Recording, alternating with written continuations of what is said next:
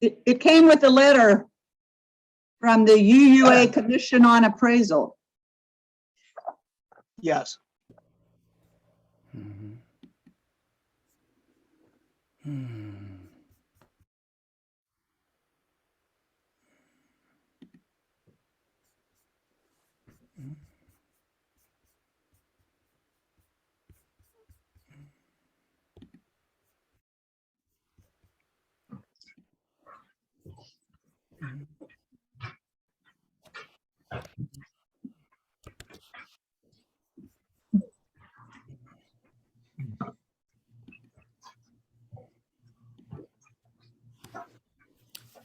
Welcome to the third Wednesday Vesper service of UMIAC, the UU Multiracial Unity Action Council. Tonight our preacher is Reverend Craig Moro, and his sermon is called, Who Was Mrs. Cain? Reverend Moro is a graduate of the University of Chicago and Starr King School for the Ministry. He's lived and studied in India, Singapore, Thailand, the Netherlands, and Japan. He's served churches in California, Illinois, and the Pacific Northwest, and is a founding member of the Tri-Cities Interfaith Alliance in Washington. He now lives in Portland, where he recently served the Y East UU congregation half-time. He is now retired. His sermons are often informed by readings in the original languages of religious texts, including Arabic, Hebrew, and Tamil, and are known for blending scholarship with plain speech and a sense of humor.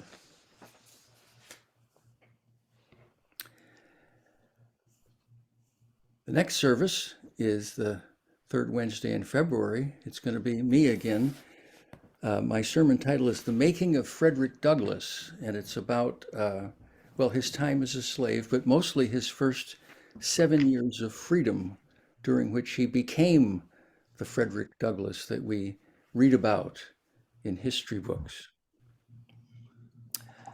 If the Zoom link for tonight's service came from that email address, you'll automatically get one for next month's service, unless you opt out.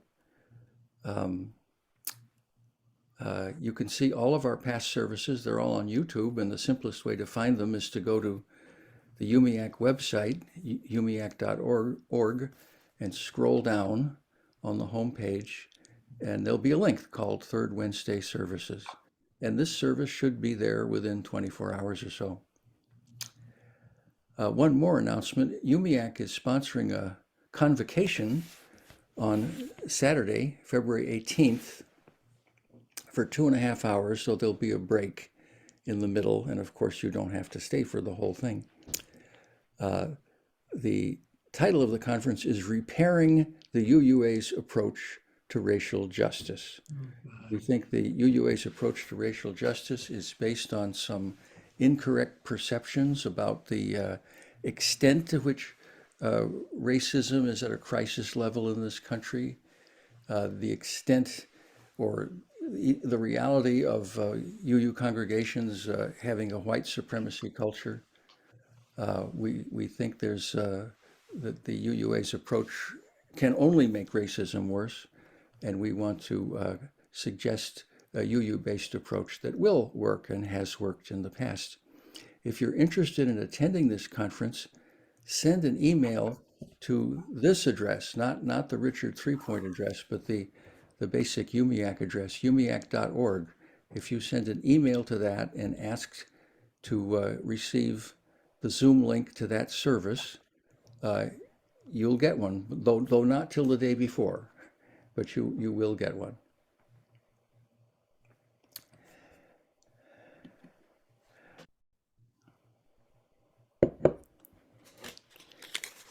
We gather this hour as people of faith, having sorrows and joys and needs and gifts. We light this beacon of hope as a sign of our quest for truth and meaning, and in celebration of the life we share together.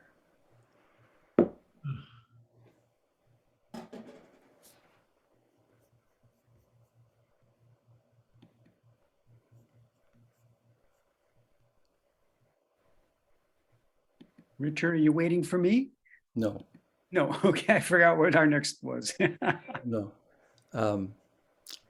Those of you who know this hymn, you're welcome to sing along, though please stay muted. The Zoom technology cannot cope with sound from even two of these windows. And I'll try to sing it correctly here. Rise up, O flame, by thy light glowing. Show to us beauty, vision, and joy.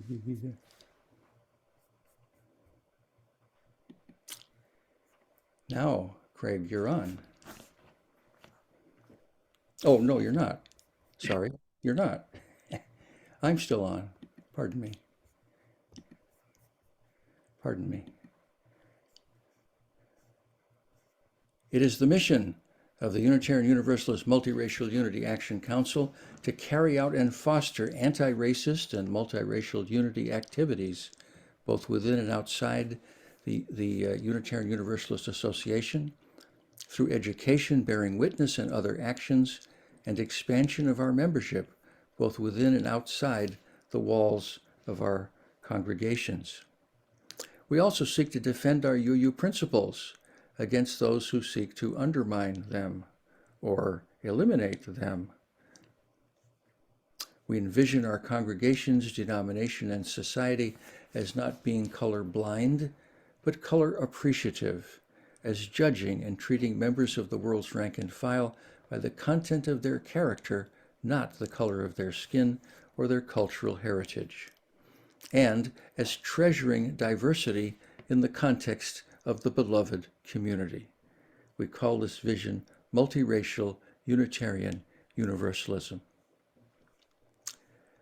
This is the prize on which we try to keep our eyes, the unity of the light and dark-skinned people of the world. That's the mountaintop, that's the goal. And now I give you the Reverend Craig Moro.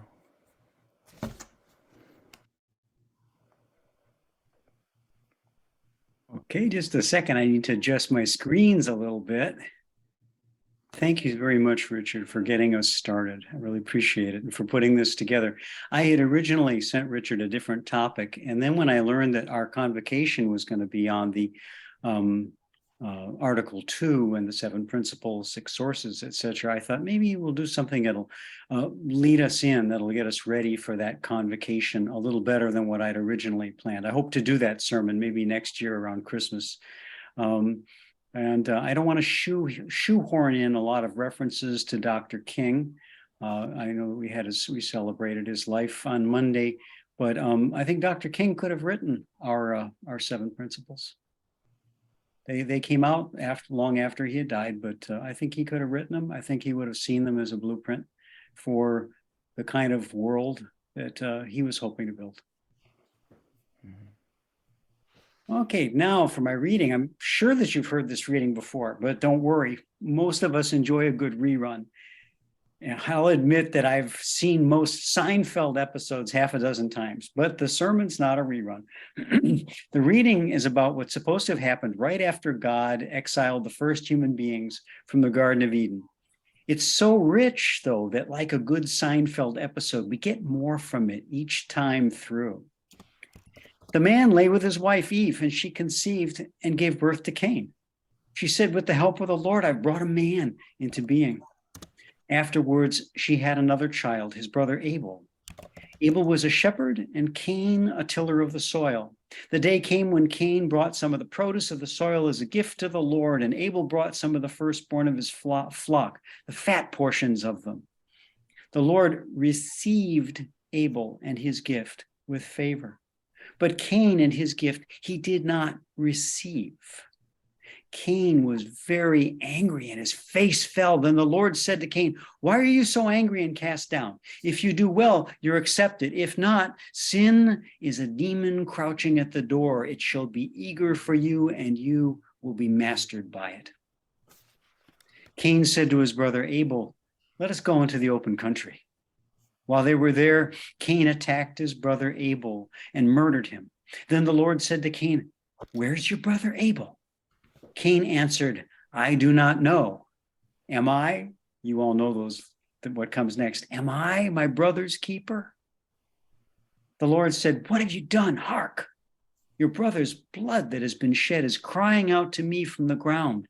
Now you are accursed and banished from the ground, which has opened its mouth wide to receive your brother's blood. When you till the ground, it will no longer yield you its wealth. You shall be a vagrant and a wanderer on the earth." Then Cain went out from the Lord's presence and settled in the land of Nod to the east of Eden. Then Cain lay with his wife, and she conceived and bore Enoch. Enoch begot Irad, Irad begot Mehujael, Mehujael begot Methusael, Methusael begot Lamech, and on it goes with the begots. Well, aside from the brutal murder of an innocent man by his brother, what's wrong with this story? Some people might think that all this laying together had some sort of connection to original sin rather than being one of the ordinary human things people sometimes do to comfort and please each other. I'll bet that few of us here think that there's anything wrong with this. But is there anything that seems wrong with this chain of begettings that I just read to you? Maybe starting with the first one, where Cain and his wife beget Enoch. Where did she come from? If the only people in the world at the time are Adam, Eve, and Cain, who was Mrs. Cain?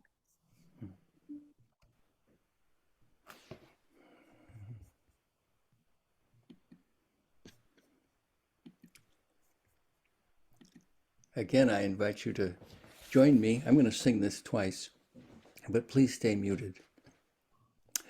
Come, come, whoever you are, wanderer, worshiper, lover of leaving, ours is no caravan of despair.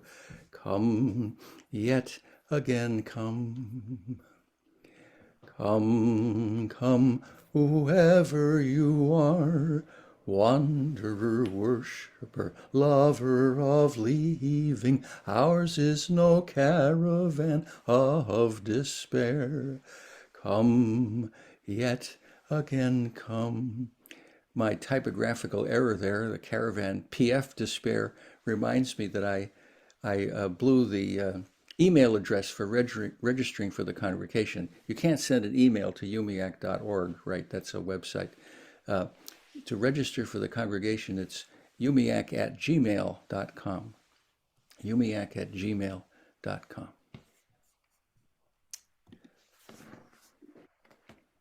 Thanks, Richard. Well, we can be forgiven our small mistakes. You know, summer movies aren't usually the best that Hollywood has to offer. But back in 1997, the movie Contact, remember that one? Starring Jodie Foster and based on the book by Carl Sagan, was many cuts above the average June-September fare. It's about the search for extraterrestrial intelligence and one woman's struggle to finally make contact with it by sending coded signals out into space and listening for any signals coming in return. Foster's character is an astrophysicist and a religious skeptic who at one point has a fling with a handsome young minister, which reminds her of some questions she used to ask in church, like, if Adam and Eve first had Cain and then Abel, and those are the only people in the world yet, then who is this Mrs. Cain? She says that's what got her kicked out of Sunday school. She's still asking questions, and the movie slowly reveals for us how it is something worthy of the name faith that keeps her asking them.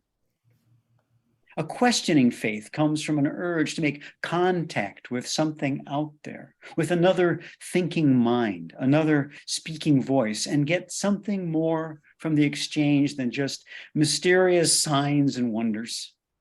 It's an urge that may go all the way back to Cain and Abel, and that strange sacrifice they performed for no apparent reason. She uses microwaves where they use the smoke from a fire, but the question's the same. Whoever you are, Wherever you are, here's something for you. Are you receiving it? Are you receiving me? Who is Mrs. Cain? Oh, Jesus. How can Cain beget Enoch with her and the generations that follow when the only woman on earth yet is Eve, his own mother? We could see why a Sunday school teacher might not want to get into this, but you have to admit it's a pretty good question. Nothing more is said of Mrs. Cain in the scriptures, but scripture is not the only place where the stories of scripture characters were elaborated.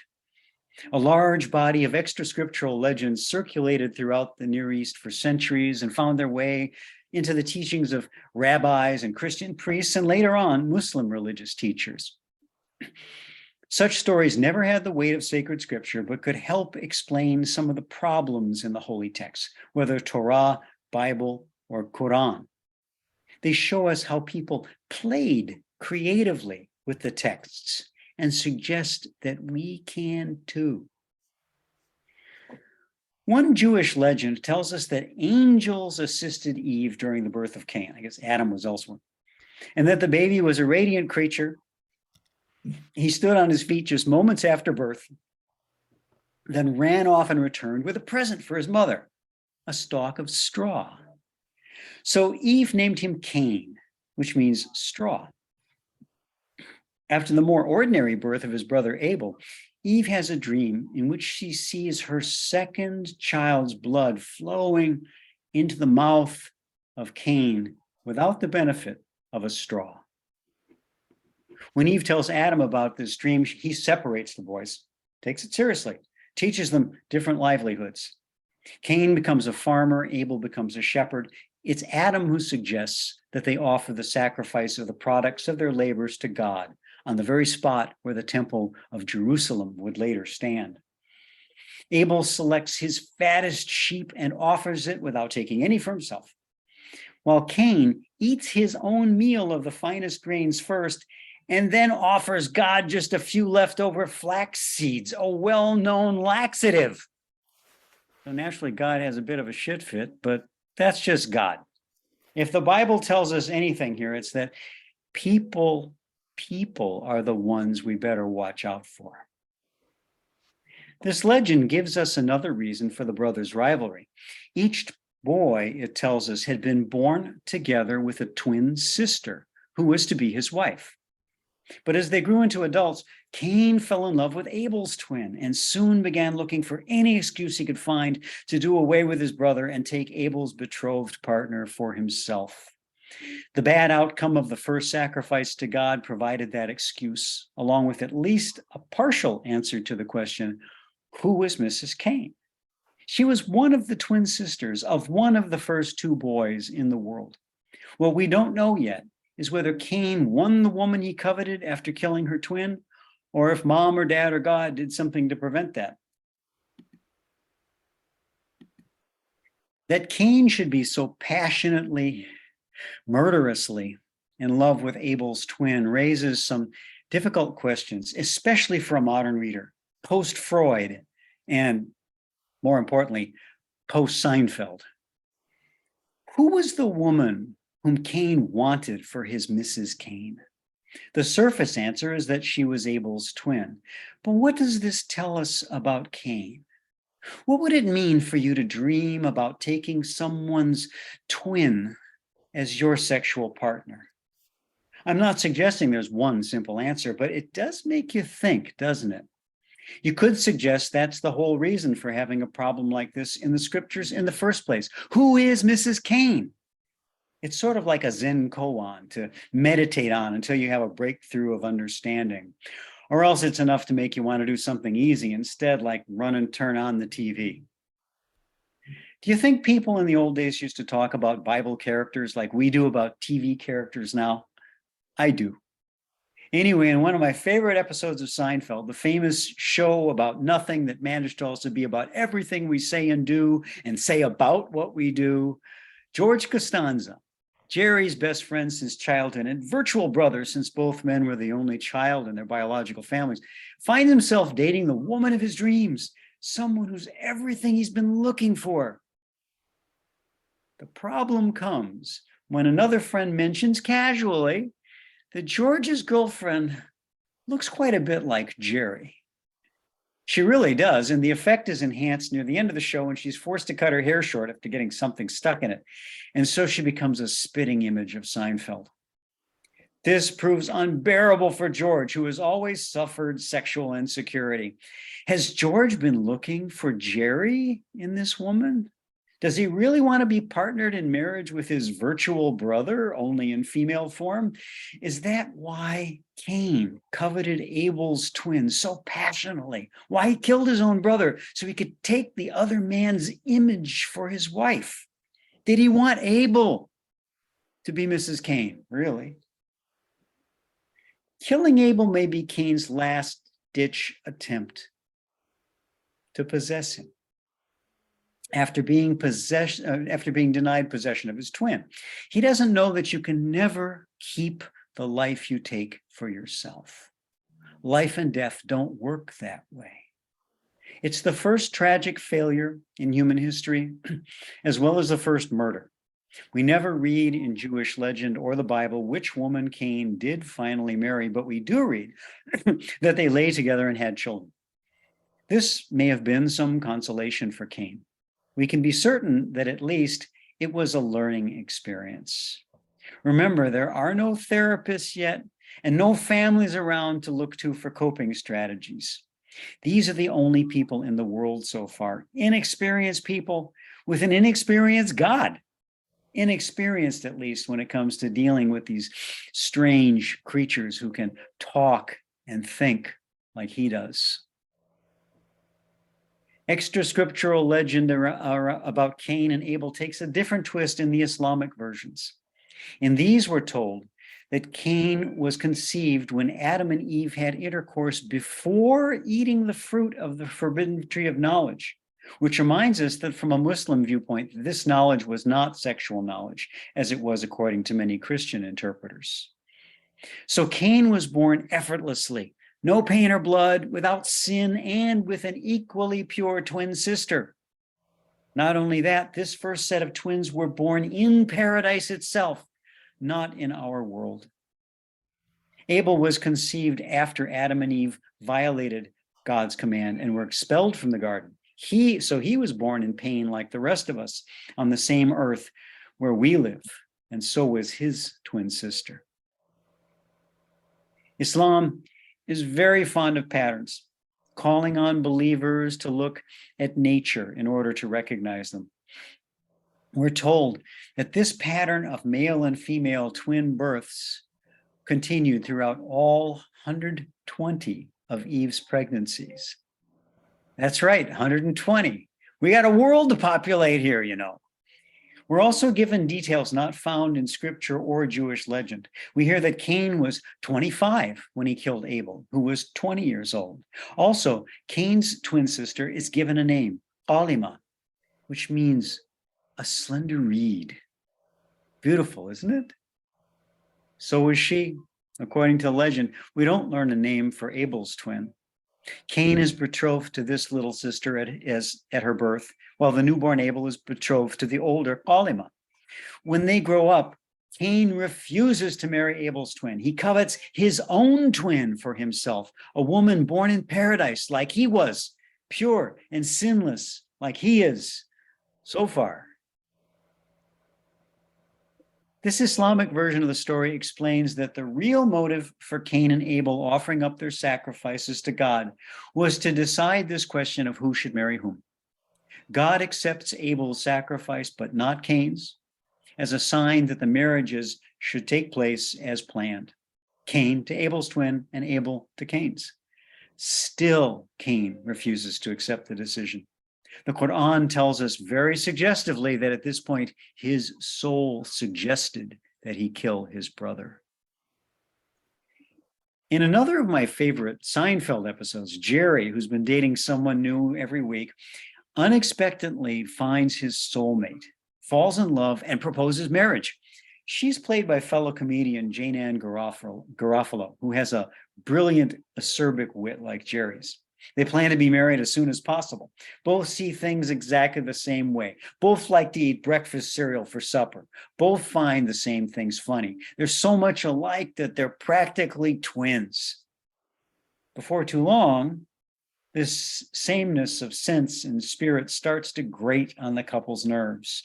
Jerry realizes that he's been in love with himself, but now that he sees himself reflected all the time from every angle, he doesn't really like himself very much. Meanwhile, Jane Ann has come to the same conclusion. When they get together to break things off, they practically steal the words from each other's mouths and wonder how they could have failed to see things earlier for what they were. When reading the Jewish legends of Cain and Abel, we're left to wonder how much of Cain's passion for Abel's twin may have been a desire to physically possess Abel. When we read the Islamic versions of the stories, we must ask, is Cain's real passion for himself? Does he simply covet himself in female form? Is he driven to murder by such a desire? It's a question that could get us thrown out of a whole variety of religious schools. But we can't quite avoid asking, did Cain himself want to be Mrs. Cain?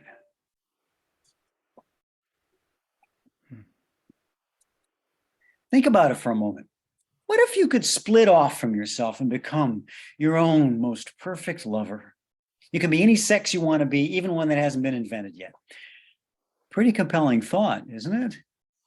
You and your partner, as two forms of the same being, able and eager to satisfy each other in every way, as if satisfying yourself. In bed, in cooking, choosing colors for the kitchen, you name it.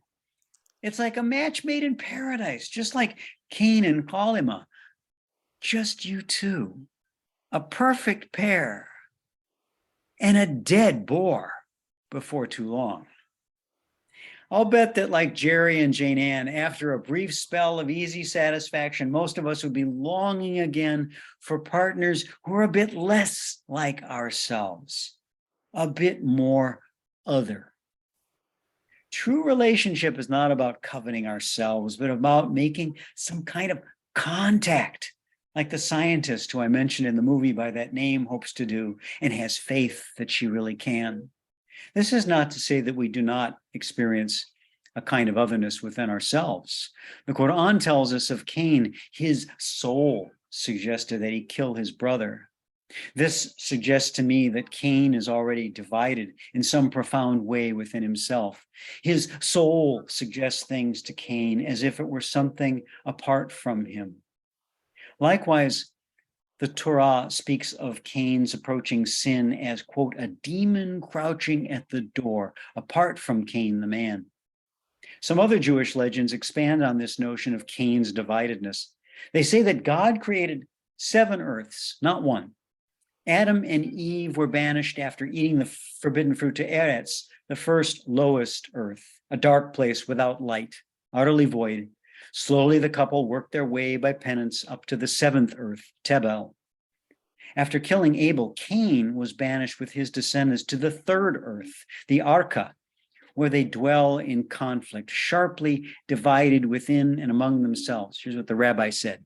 Some of the Canaanites are giants.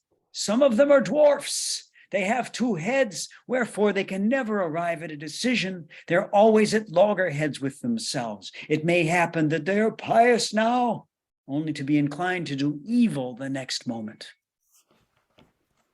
The legend doesn't tell us if one of the Cainites' heads can be male and the other female, or if they can't.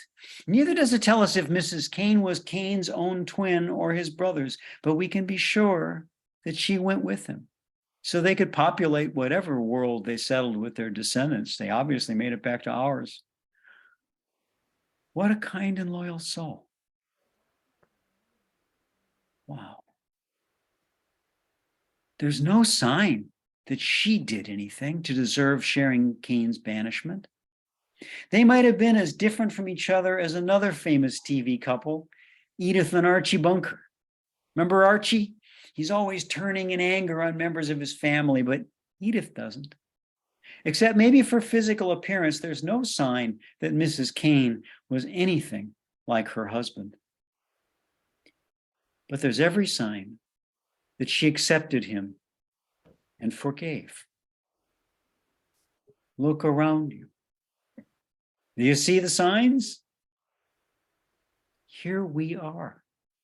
We are the signs. Whoever she was, wherever she came from, for our story to continue, there must have been a Mrs. Cain who somehow accepted and forgave and received that deeply divided man. Accepted and forgave and received the man who killed Abel, who may have been her twin, almost the very image of herself. At the very least, he must have been her brother as much as he was Cain's. And we must be her children. And the children, not of poor, sweet Abel, but of Cain.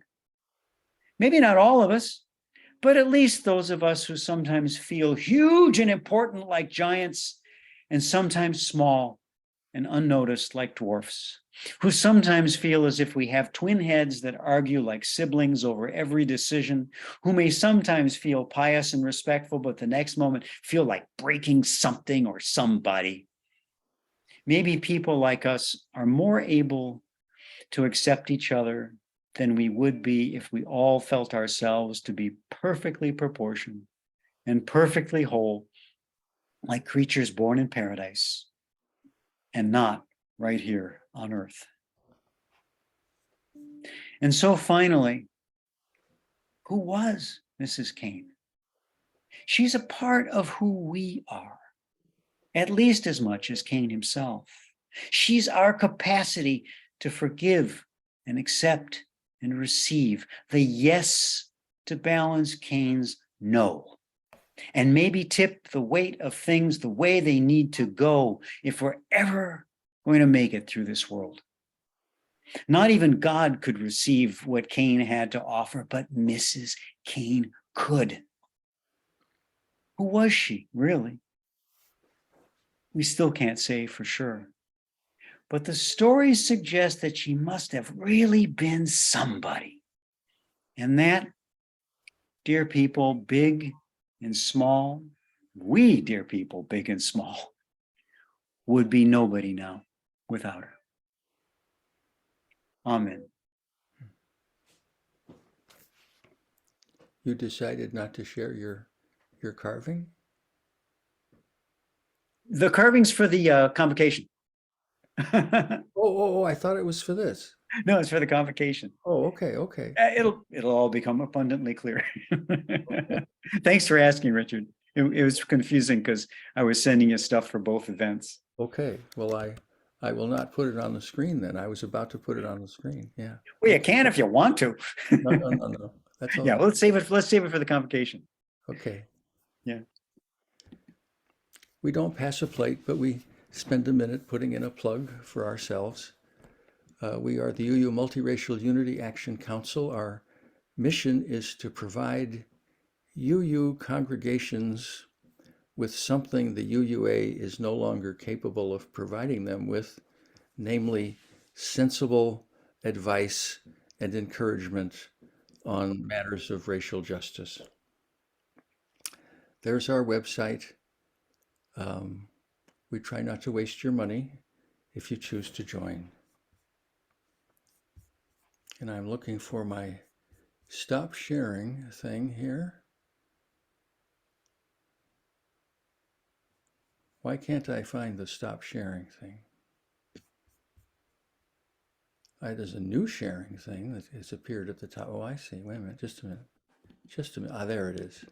Sorry. Thank you. And of course, having done that, I realized I didn't want to do it. I wanted to keep sharing. The closing hymn is "'Tis a Gift to Be Simple," and let's sing it a couple of times. And but please stay muted. 'Tis a gift to be simple, 'tis a gift to be free, 'tis a gift to come down where we ought to be. And when we find ourselves in the place just right, 'twill be in the valley of love and delight. When true simplicity is gained, to bow and to bend we shan't be ashamed. To turn, turn will be our delight, till by turning, turning we come round right. 'Tis a gift to be simple, 'tis a gift to be free, 'tis a gift to come down where we ought to be. And when we find ourselves in the place just right, 'twill be in the valley of love and delight. When true simplicity is gained, to bow and to bend we shan't be ashamed. To turn, turn will be our delight, till by turning, turning we come round right.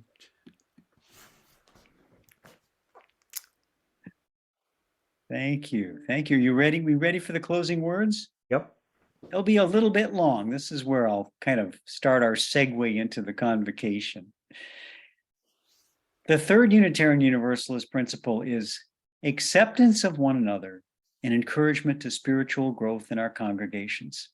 It sounds gentle, but expresses a sort of double dynamism.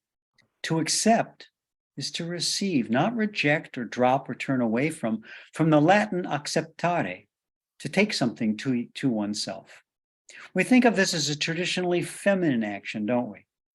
But to encourage is to put courage in, to put some heart, cor, French, right? Cuore in Italian, put heart into another.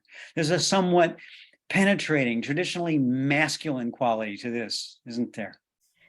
And yet we know that to receive or to give heart are not actions of the Spirit, which are limited to men or women, girls or boys. There's a gender fluid quality to these actions, like male and female twins who are so similar that they keep you guessing. To receive and be received courageously. That's the first part of the third principle. The second part speaks of growth, spiritual growth. We can speak of growing bigger or growing smaller. To grow up or grow down, both take courage. It takes courage to stop shrinking in the shadows and come out among others. We'll do our best to accept you and sacrifice some space to make room for you. It also takes courage for you to sacrifice some space, to shrink down from your own sense of enormous size and importance and step out of the stage lights for a while. But don't worry, we won't let you disappear. And last, our principle suggests that courage is something we can give and receive in our congregations. It's easy to forget or overlook that congregating is itself a deliberate religious practice, like prayer or like Cain and Abel's sacrifice. To congregate means simply to collect together, as if that's a good thing. We could all be doing so many other things right now: fishing, golfing, gardening, herding sheep, watching Seinfeld again. But we're not. We're here sacrificing whatever else we could be doing to do this, to take a chance and really be here together. Dwarf and giant, male and female, and everything in between. Will our sacrifice be received? Is that up to God or up to us? I hope it's okay to leave you with this question, even though I still haven't answered the one I started with. Who was Mrs. Cain? I hope I don't get kicked out of this Sunday school for it. If that ever happens to someone here, I trust that it won't be for asking questions. So may it be. Thank you, Craig.